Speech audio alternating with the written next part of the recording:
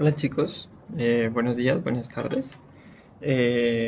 Como hemos venido trabajando y continuando con la metodología eh, de trabajo, recordemos que para el día de hoy, viernes, tenemos un resumen de lo que estuvimos viendo durante esta semana.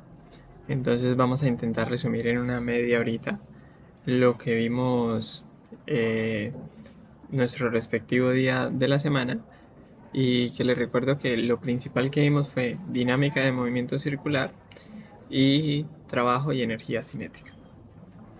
Entonces damos inicio a lo que es la dinámica del movimiento circular. Entonces recordemos nosotros que nosotros hablábamos de dinámica porque nos queríamos referir a la relación que tenemos entre las fuerzas y el movimiento. Entonces, la primera semana estuvimos revisando el movimiento circular únicamente, lo que llamaríamos nosotros la cinemática.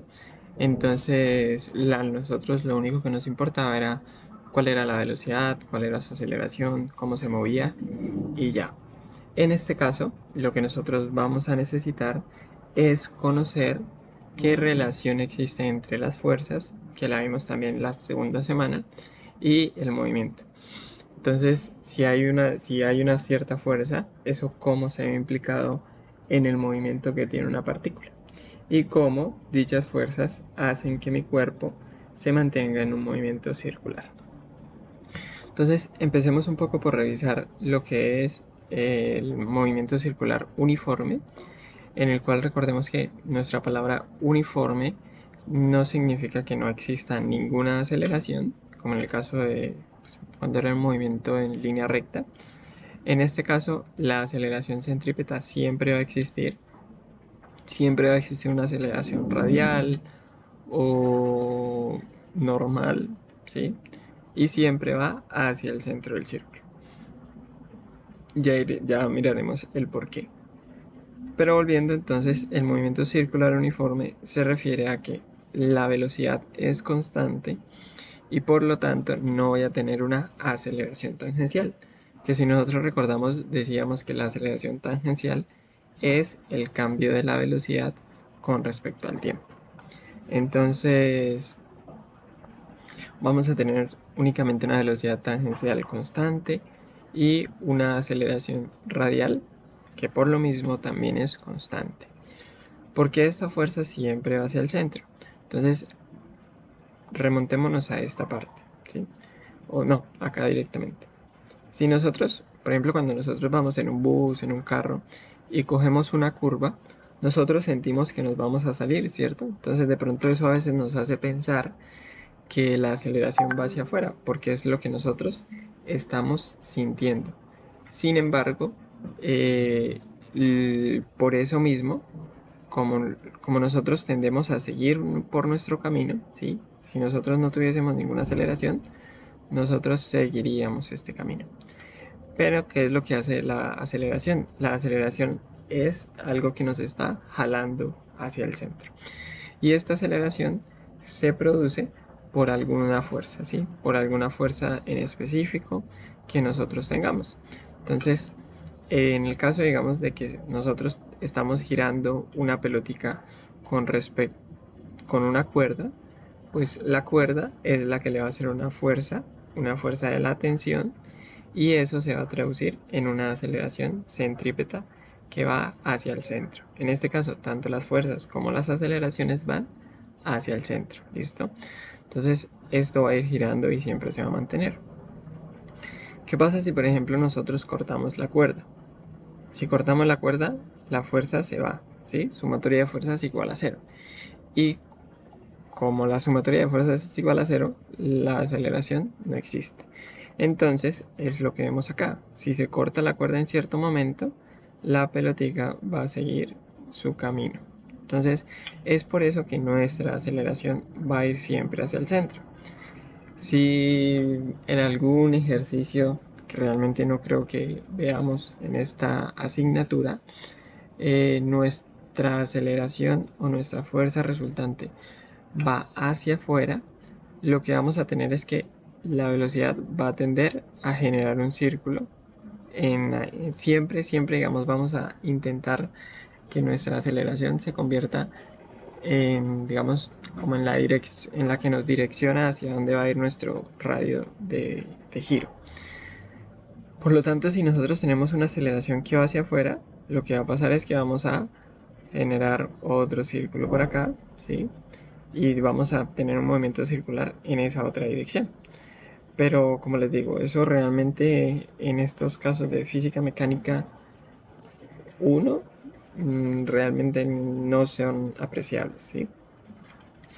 Ahora, aparte, digamos, de esta fuerza de la fricción, de esta fuerza de tensión que por ejemplo tenemos en este caso, también esa fuerza se puede ver a una normal, se puede ver a una fricción, se puede ver al peso.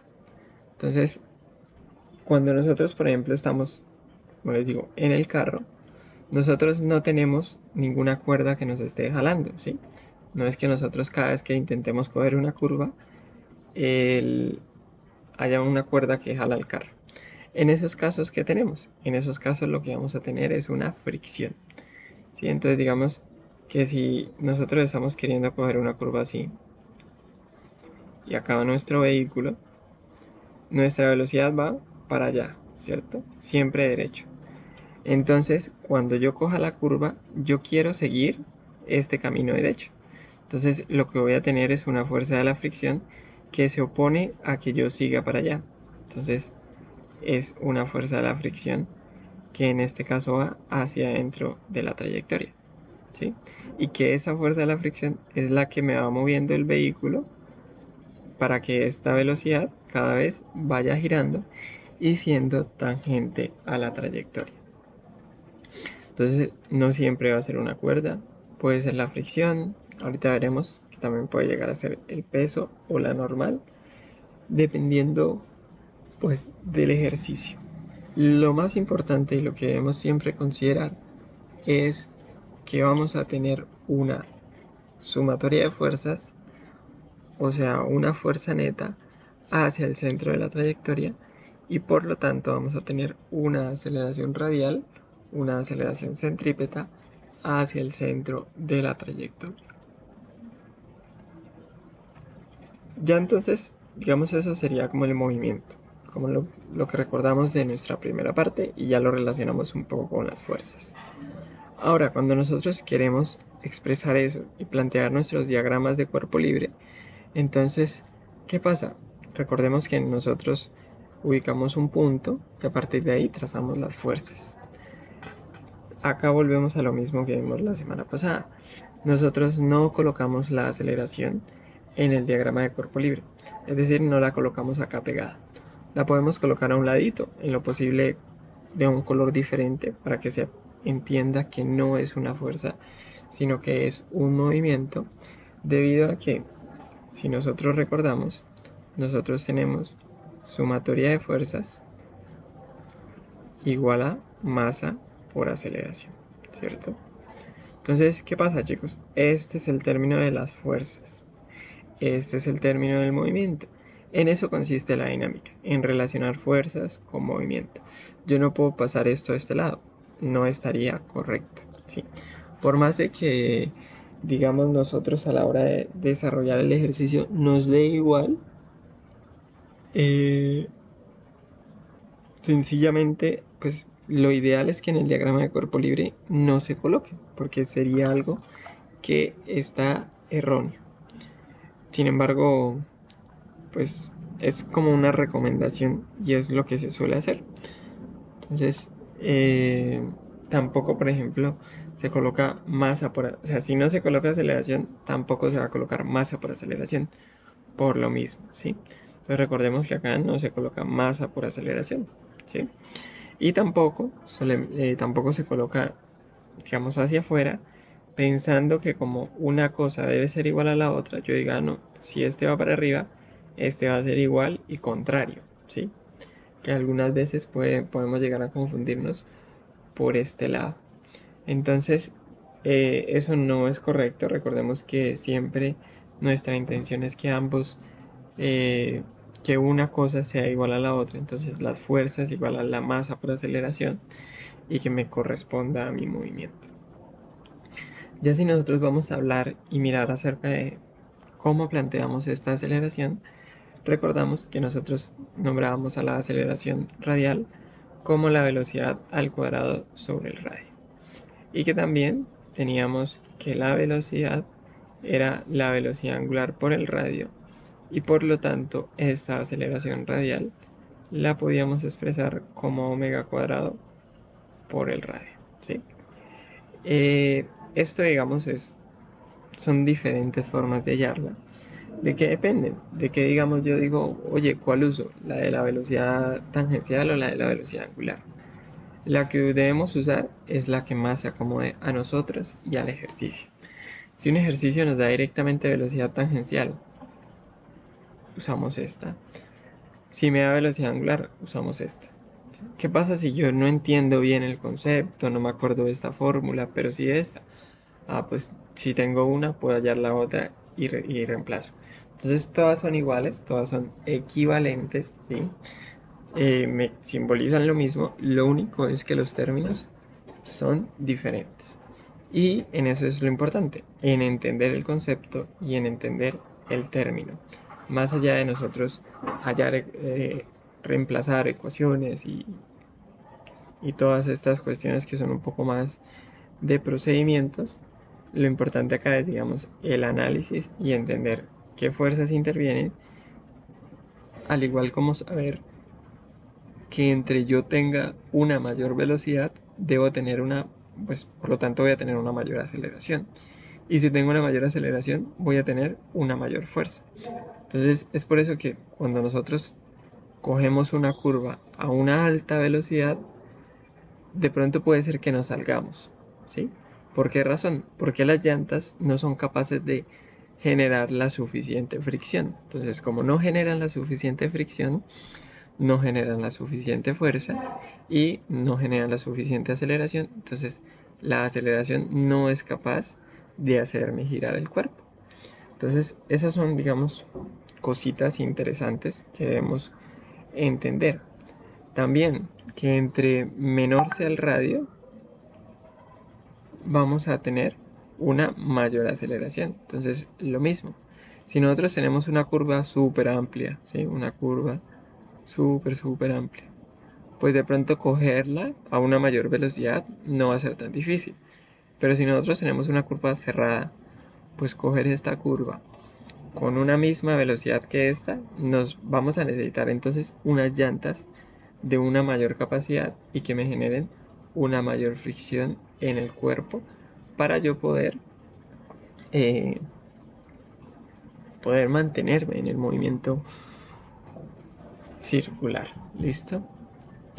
También si recordamos nosotros hablábamos de los términos de periodo y frecuencia, ¿sí?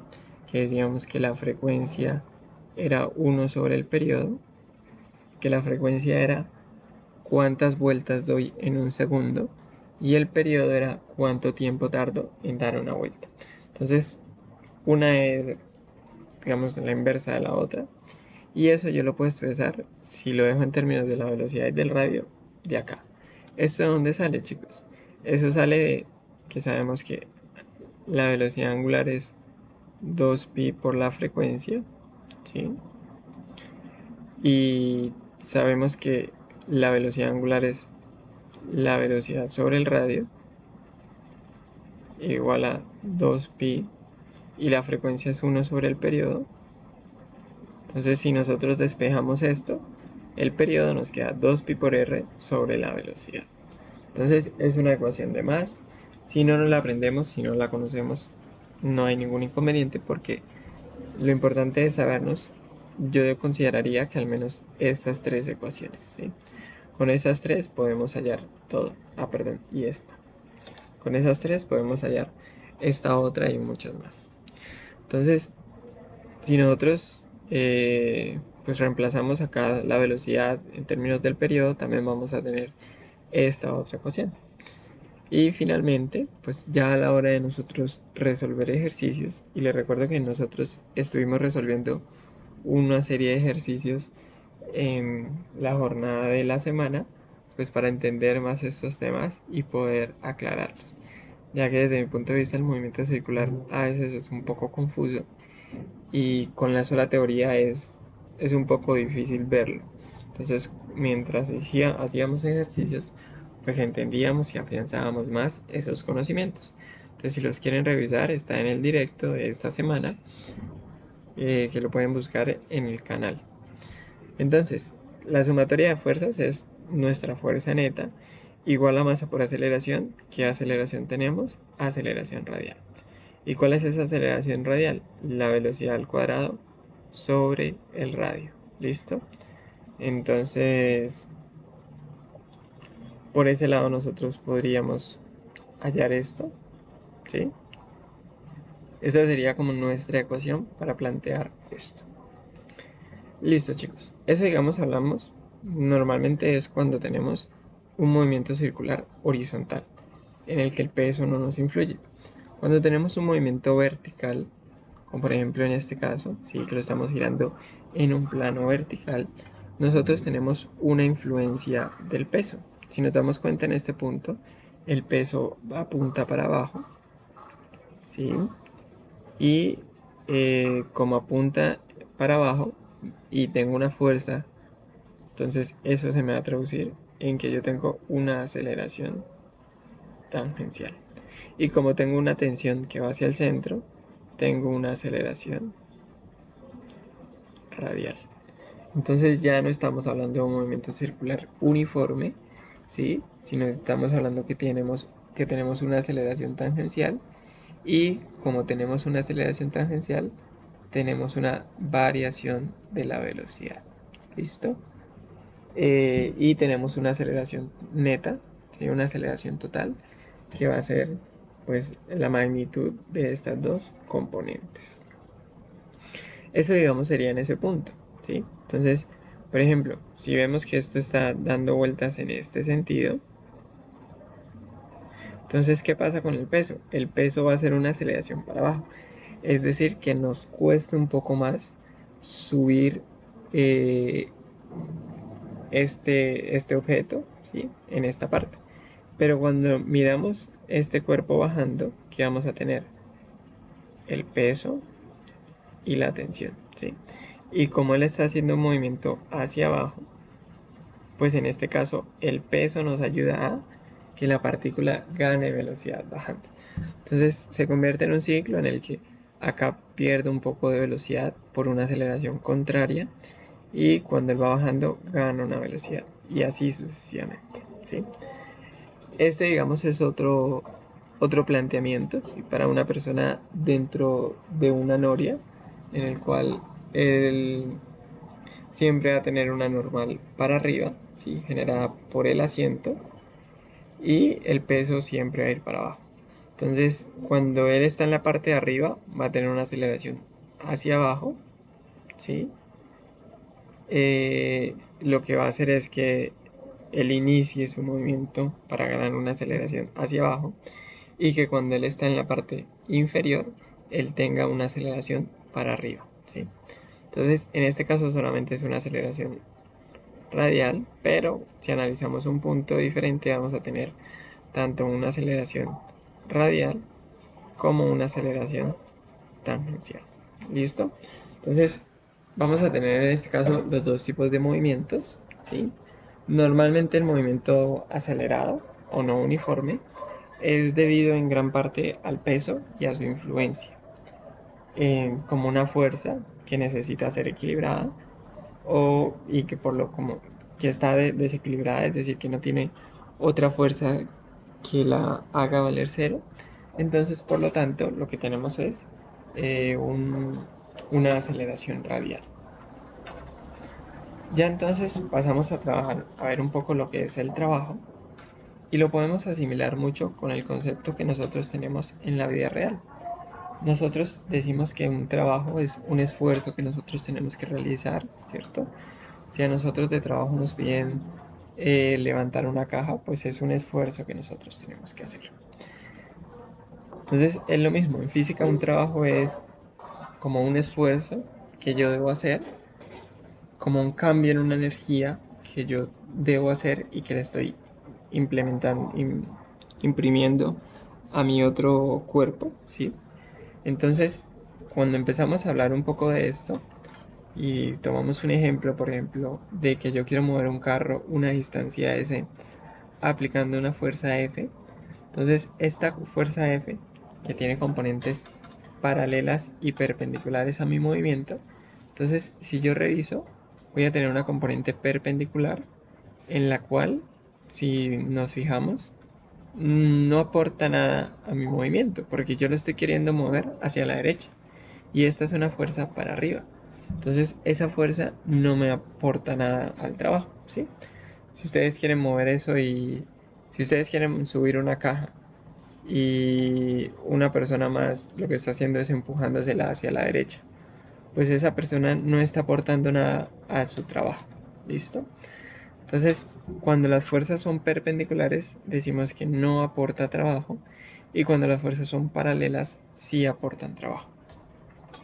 Entonces, si nosotros nos movemos un ángulo phi siempre medido desde la línea de desplazamiento, entonces, que digamos sería, si nosotros tenemos esto, esta es la fuerza y este es el desplazamiento, entonces no es que yo lo mida desde la horizontal, lo mido desde el desplazamiento. Entonces llamemos esto, llamémoslo phi igualmente. Sin embargo, recuerden que estos ángulos pueden ser phi, beta, alfa, teta, cualquier valor. Entonces, nosotros definimos trabajo como la fuerza por la distancia multiplicada por el coseno de teta. Eso si lo tomamos como magnitudes, donde el ángulo es el que nos da como la distancia, la dirección relativa entre ellos. Si a mí lo que me dan son coordenadas, pues entonces, o vectores, pues entonces yo puedo aplicar esta fórmula, que es la fuerza producto punto por la distancia. Y que si nosotros recordamos el concepto de producto punto, ¿sí? Recuerden que el producto punto era la multiplicación de la magnitud por el ángulo entre ellos, es decir, esto mismo. O también lo veíamos como la proyección de una fuerza de un vector sobre otro y la multiplicación entre ellos. Entonces, si nos damos cuenta, estamos haciendo lo mismo. Estamos proyectando esta fuerza F sobre esta línea de desplazamiento y multiplicándolas ambas. Entonces, como por cualquiera de los dos, quizás es un poco más sencillo de entender este primero, ya que no nos metemos con vectores y analizar su dirección. Sin embargo, en ciertos ejercicios en los que tengamos, ¿sí? En los que, por ejemplo, sea una distancia 3D, pues hallar el ángulo es mucho más complejo. Entonces, es un poco más sencillo mediante vectores. Allá dependiendo de cada aplicación, de cada ejercicio puntual que nosotros tengamos. ¿Listo? ¿Qué más tenemos, chicos? Entonces, si nos damos cuenta, el trabajo nos va a dar un producto escalar, ¿sí? Es un valor escalar, simplemente el trabajo que se hizo fue 10 joules, 5 joules, menos 5 joules, 0.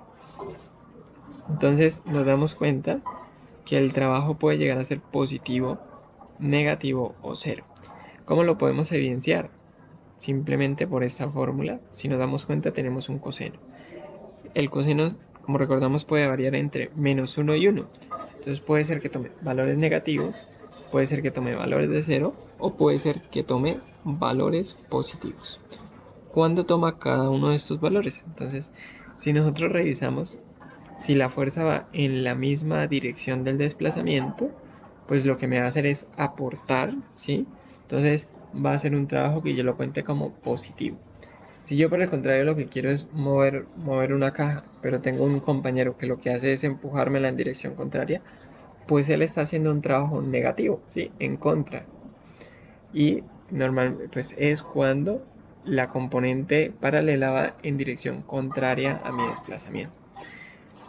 Es decir, cuando mi ángulo va entre 90 y 270.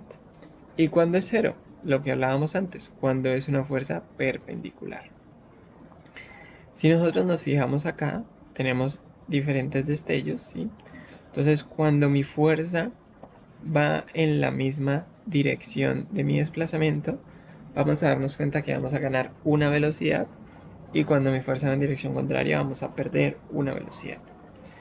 Pero antes de eso, revisemos lo que es la energía cinética.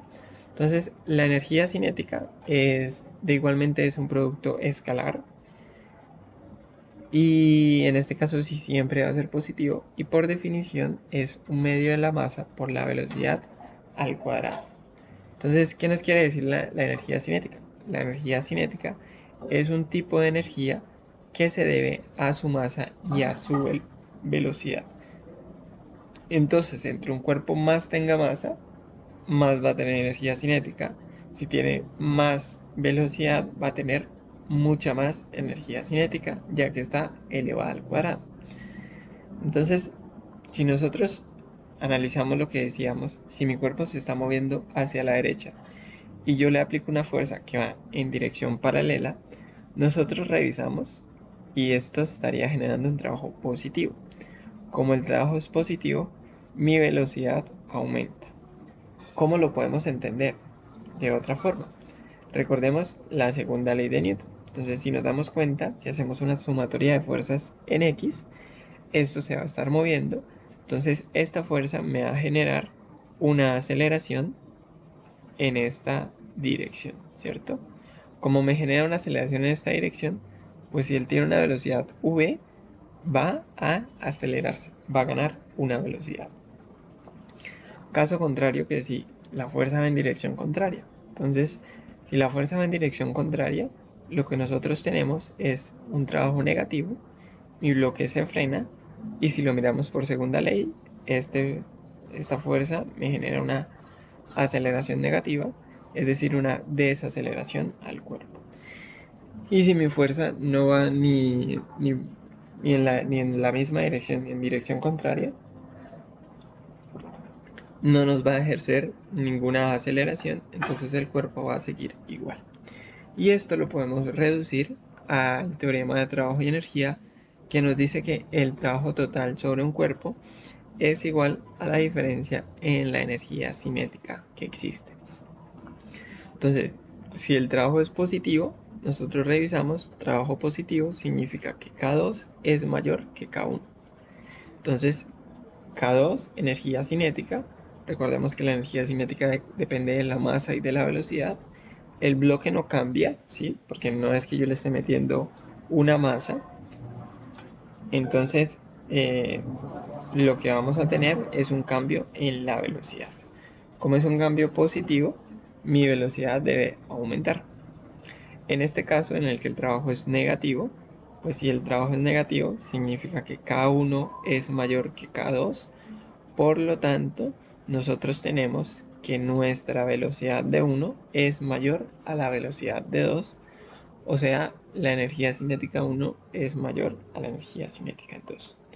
Mucho cuidado, chicos, con este teorema, porque solamente lo podemos usar cuando nuestro cuerpo nos experimenta otros tipos de energías, que las vamos a ver esta siguiente semana. Entonces, eso es cuando nuestro cuerpo no tiene o no experimenta energía potencial, no experimenta energía potencial elástica, ¿sí? Entonces, solamente cuando un cuerpo se está moviendo, esto nos ayuda realmente bastante, ¿sí? Yo creo que eso sería todo, ¿sí? Entonces, les recuerdo que si tienen alguna duda sobre esto, nos lo pueden escribir en los comentarios del directo. Nosotros se los vamos a estar respondiendo sus dudas, o a través del formulario de Google que pueden encontrar en la descripción de este directo y de cada video. Entonces, también si tienen alguna duda o si quieren revisar un poco más de estos temas, les recuerdo que realizamos un directo de 2 horas en el cual tocamos estos temas más a profundidad y realizamos ejercicios de estos temas para afianzar un poco más los conocimientos de una forma un poco más tranquila, más detallada. Y eso es como el recorder, ¿sí? Para ya hicimos todo, pues recordemos bien lo más importante y lo más significativo en estos temas. No siendo más, chicos, yo me despido. Espero que tengan un buen fin de semana y hasta luego, chicos.